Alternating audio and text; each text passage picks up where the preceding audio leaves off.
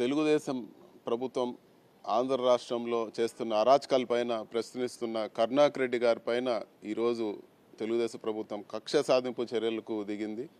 ఇది చాలా అన్యాయము. 24 సంవత్సరాల ముందు ఆయన కొనుక్కున్న భూమిని ఈరోజు ఏదో రకరకాల కారణాలతో ఆయన భూమి పైన ఈరోజు బుల్డోజర్లు ప్రయోగించి కాంపౌండ్ వాల్ ధ్వంసం చేసి అందులో బోర్డులు పెట్టి ఆయన్ని మానసికంగా ఇబ్బంది పెట్టే ప్రయత్నం చేస్తూ ఉన్నారు.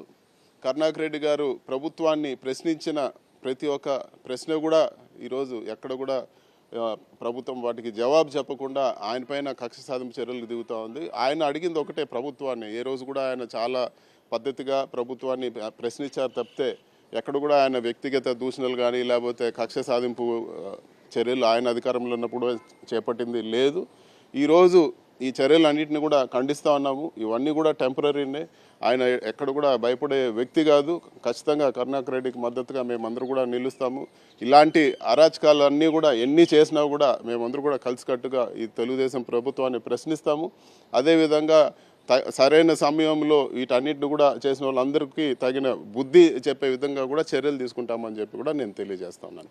సరే, ప్రశ్నిస్తే రాష్ట్రంలో అక్రమంగా అరెస్టులు చేస్తున్నారు, కేసులు పెడుతున్నారు. సో అదే పరంపర ఇది కంటిన్యూ అవుతున్నట్టు. కరుణాకర్ రెడ్డి గారు ఎప్పుడు కూడా టీటీడీ విషయాలు కానీ లేకపోతే ప్రభుత్వం చేస్తున్న విషయాలు కానీ చాలా చక్కగా పద్ధతిగా మాట్లాడతారు, ఏ విషయం ఉన్నా కూడా. సో అలాంటి వ్యక్తి పైన ఈరోజు ఎప్పుడో 24 సంవత్సరాల ముందు ఆయన కొన్న భూముల పైన ఈరోజు వచ్చి చర్యలు తీసుకొని ఇవన్నీ కూడా చేస్తూ ఉన్నారు. ఇదంతా కూడా చాలా సరైన పద్ధతి కాదు. ఇప్పటికే చూసాం ఎంతోమందిని కక్ష సాధింపు చర్యలు జైల్లో పెట్టడము, ఆస్తులు ధ్వంసం చేయడం ఇవన్నీ చేస్తున్నారు. ఎక్కడా లేని కొత్త ఒరవడి తీసుకొచ్చారు. వీటన్నిటికి కూడా ప్రజలు సరైన సమయంలో తగిన గుణపాఠం చెప్తారని చెప్పి కూడా నేను తెలియజేస్తున్నాను.